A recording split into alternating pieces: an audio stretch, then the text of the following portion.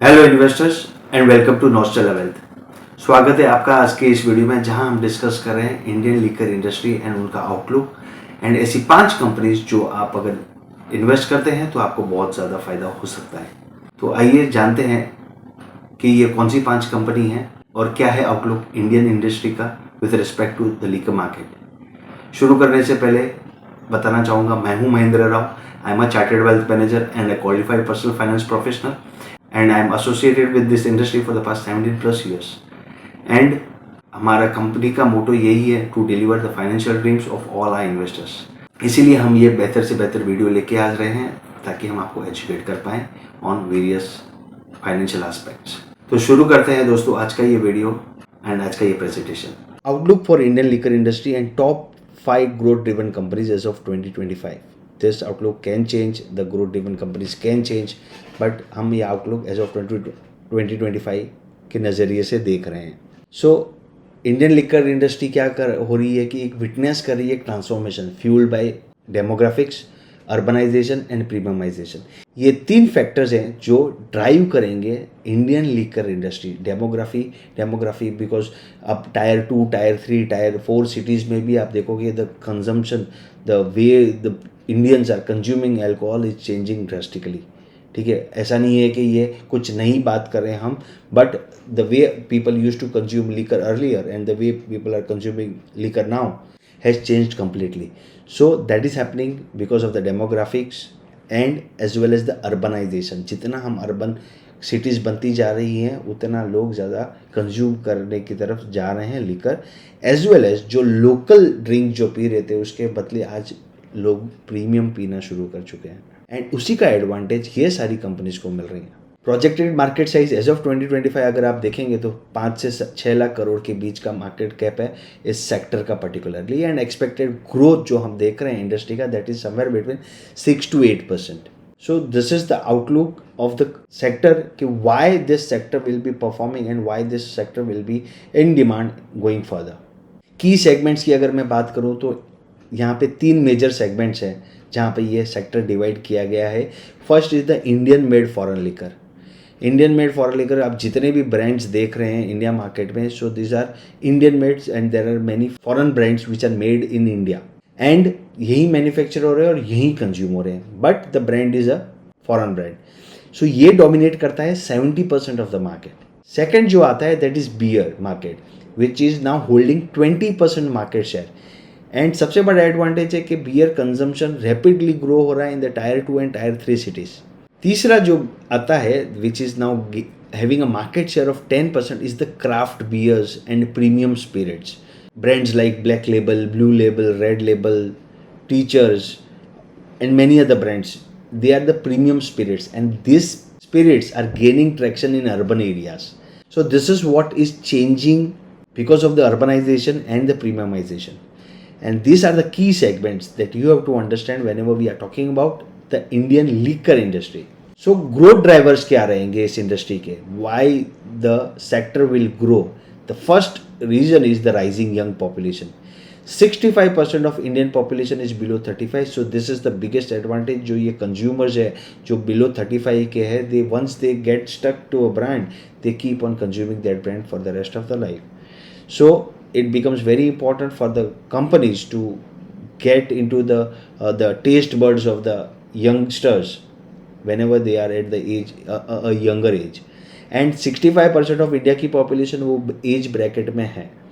सो ये जो कंजम्पशन की जो स्टोरी है, जो कंजम्पशन की जो थीम है, उसमें ये लिकर इंडस्ट्री बहुत सही बैठती है। सो ये उनको इस चीज़ का बड़ा एडवांटेज मिलने वाला है। दूसरा है प्रीमियमाइजेशन। पहले बहुत लोग लो एंड दारू पीते थे, but slowly and gradually what they have started doing is they are now going towards a premium brands and that is helping the company to grow. Third is the expansion of legal on trade channels. So reason is the growth in pubs, restaurants, liquor stores. तो आप देखोगे कि ये pub culture has been developed in the past 5-10 years. If you go to cities like Bangalore, Delhi, Gurgaon, Noida, Mumbai, Navi Mumbai, Hyderabad, Lucknow, Jaipur, you will see growth. वहाँ पे भी आपको pubs और ऐसे रेस्टोरेंट्स दिख रहे हैं जहाँ पे काफ़ी सारा लिकर कंज्यूम हो रहा है, as well as liquor stores की डिमांड भी काफ़ी ज़्यादा है बिकॉज डिमांड हाई है, राइट। एक्सपोर्ट पोटेंशियल भी बढ़ चुका है। अभी हमने हाल ही में देखा था कि इंद्री को ग्लोबल लेवल पे रिकॉग्निशन मिला था which is Indian made whisky, and एक रेप्यूटेशन बन चुका है कि Indian made whiskies are no lesser than foreign made whiskies, right? And in fact, if you see rum like Old Monk, which has been a big brand, and it is a export oriented brand. So now this kind of brands and companies are gaining global recognition. So it is not only the Indian market which they are flourishing in, they are also establishing grounds in the foreign market as well. Hence the export potential is also increasing, which will help to drive the growth of this Indian liquor companies. Policy liberalisation Delhi में हमने देखा था, काफ़ी liberal हुई थी policies. If this gets replicated in multiple states going further, so that will also help the growth of this particular sector और this industry. So these are the key growth drivers which will help drive the growth of this sector. Now some challenges. What are the challenges this sector is facing? First is the high taxation. 60 से 80% तो retail price का जो है वो tax में चला जाता है. So it is not something new, but this challenge will stay in the near future as well, right. कि ये 20-30 सालों से ये टैक्स का इशू तो है, but still the consumption is happening. The second is the regulatory restrictions. State specific excise loss बहुत काफ़ी चलते हैं. जैसे अभी बीच में हाल ही में आपने सुना होगा, एक बियर ब्रांड ने तेलंगाना में, हैदराबाद में, आंध्र प्रदेश में प्रोडक्ट बेचने से मना कर दिया था because of excise laws, very specific excise laws with related to a particular brand. So ये रेगुलेटरी रेस्ट्रिक्शन की वजह से कहीं ना कहीं इश्यूज आ सकते हैं, ग्रोथ एस्पेक्ट में थोड़ी स्लो डाउन आ सकती है. प्लस डिस्ट्रीब्यूशन बॉटलनेक्स है, काफ़ी पॉलिटिकल इंटरफियरेंस रहता है और काफ़ी सारे डिस्ट्रीब्यूशन बॉटलनेक्स है, पॉलिटिकल इंटरफियरेंस है, जो ये बहुत ही चैलेंज प्रोवाइड करता है for the growth of this particular sector. And the last but not the least, the dry states which many states are now into, like Bihar, Gujarat, and partial prohibitions भी रहते हैं. तो ये सारे चैलेंजेस है जो इन इंडस्ट्री की ग्रोथ को थोड़ा स्लो डाउन कर सकते हैं, but they can not completely eradicate it, right? It will slow down, but the consumption will still happen, and which is still happening, and it is still happening. Now coming to the top companies, 5 companies which will be riding this growth wave. Let's understand this one by one. The first one is the United Spirits, which owns the brand McDowell, and McDowell #1 is also highest selling whiskey. So now under United Spirits अगर आप देखेंगे तो इनके पास brands है McDowell #1, Royal Challenge, Antiquity, Signatures, good brands, and high brand recognition. इस company का major focus है to premiumisation. तो जितने भी प्रीमियम ब्रांड्स हैं उनके पास है अवेलेबल, ठीक है. Plus they are focusing on margin expansion. इनकी सबसे बड़ी स्ट्रेंथ है कि this company is backed by Diageo UK. Global scale पे वही अपना माल आज बेच सकते हैं, अपने प्रोडक्ट सेल कर सकते हैं, एंड इंडिया में काफ़ी स्ट्रॉन्ग प्रेजेंस है. If you talk about McDonald's, if you talk about antiquity, signatures, this has a good brand recognition, and India में काफ़ी स्ट्रॉन्ग प्रेजेंस है. सो अगर सेक्टर ग्रो करता है, ये इंडस्ट्री ग्रो करती है, तो United spirit will be the biggest beneficiary. The second is Radico Khaitan limited. The NSE symbol is Radico. इनके अंडर जो ब्रांड्स है वो है magic moments, Rampur, 8 PM whisky, all renowned brands आपने सुना होगा, देखा होगा. इस कंपनी का फोकस है to have a high margin premium segment पे फोकस करना. प्लस ये फोकस कर रहे हैं domestic market as well as export करना चाह रहे हैं. सो यहाँ पे उनको ड्यूअल एडवांटेज मिलता है, डोमेस्टिक ग्रोथ का as well as export potential भी यहाँ पे बना हुआ है. This company has to be looked out for. Strength है उनकी strong brand equity and distribution network. Brand equity जैसे मैंने बताया, magic moments, 8 PM whisky, Rampur, they have a good brand recognition as well as they have a good distribution network. The third company which we are talking about is the United Breweries. NSE symbol is UBL.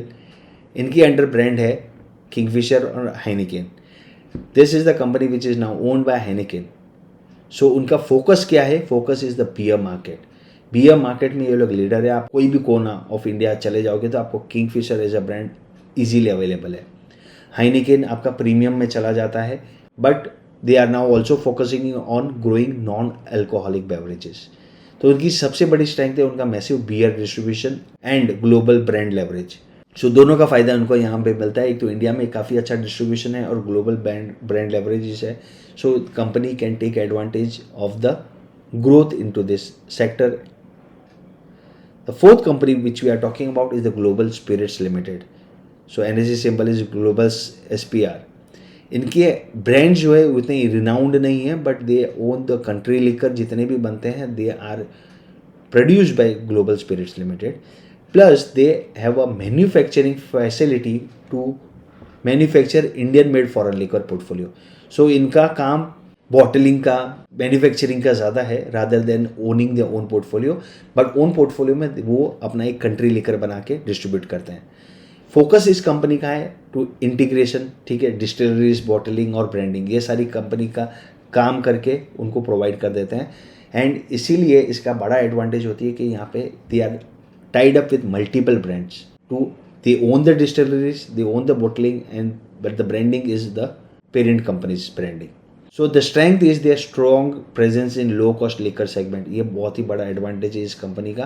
Plus जब ये distilleries कर रहे हैं और manufacture कर रहे हैं तो इनके पास एथेनॉल काफ़ी बनता है, and this ethanol is also sold to the government और to the oil distribution company और ऑयल मार्केटिंग कंपनीज।